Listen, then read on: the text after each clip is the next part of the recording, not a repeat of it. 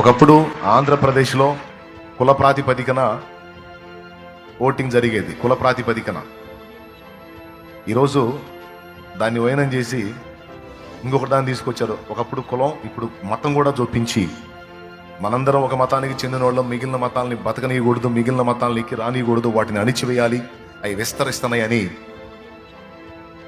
సమాజంలోనికి అందరం కలిసి అనాథముల్లాగా ఉండేటువంటి సమాజంలోనికి తీసుకొచ్చి మతం రంగు పులిమి ఒకప్పుడు మనల్ని ఎంతో ప్రేమించి మనల్ని గౌరవించినటువంటి మన సహోదరులైన హిందువుల్ని మన మీద గుసిగొలిపి వాళ్ళని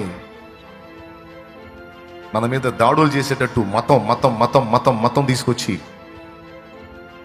వాళ్ళు దేవుని సువార్తను పరిచర్యను అడ్డగించడం అనేది మీరు కళ్ళారా చూస్తున్నారు.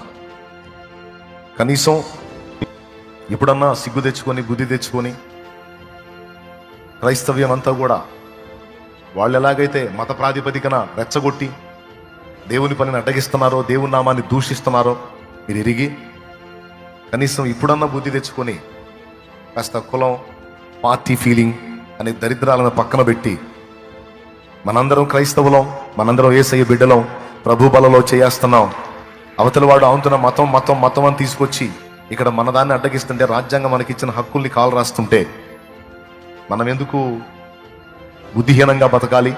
మనం కూడా తెలివి తెచ్చుకుందాం. మనం కూడా మన విశ్వాసానికి సపోర్ట్ చేసే వాళ్ళని సపోర్ట్ చేద్దాం, వాళ్ళని గెలిపిద్దాం, వాళ్ళ గురించి ఆలోచన చేద్దామనే విధంగా యావత్ క్రైస్తవ సంఘం కళ్ళు తెరవాల్సిన సమయం ఆసన్నమైంది. నేను చెప్పింది ఎంతమందికి అర్థమవుతుంది? చెప్పేటప్పుడు బాగానే వింటారు, పక్కకు పోగానే మళ్ళీ పార్టీ గజ్జి స్టార్ట్ అయింది. అదొక జిల పార్టీ గజ్జి.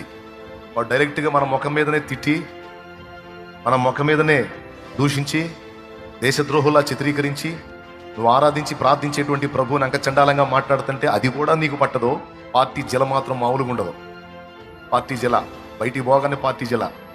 ఎంత దుర్మార్గంగా తయారవుతారంటే, ఇక్కడికి వచ్చి వందనాలు చెప్పి చాలా వినయంగా నటించే వాళ్ళు సైతం చర్చిని డిస్టర్బ్ చేయడానికి ట్రై చేసిన దౌర్భాగ్యులు ఉన్నారు పార్టీ పిచ్చితో.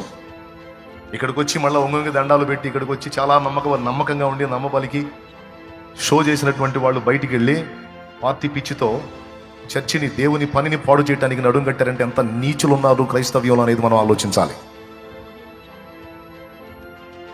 బయట వాళ్ళు ఎవడో కాదు, యేసుప్రభు నమ్ముకున్నోడే, యేసుప్రభు నమ్ముకున్నాం అంటూ చెప్పుకుంటున్నోళ్లే. నేనేం మాట్లాడదు, మౌనంగా చూస్తూ ఉంటాను. ప్రతిదానికి ఒక సమయం ఉంటుంది కదా. ఎవరి సమయంలో వాళ్ళు ఇష్టం వచ్చినట్టు వాళ్ళు ప్రవర్తిస్తారు. దేవుడు మనకు కూడా ఒక సమయం ఇస్తాడు. అందుకే నేను మౌనం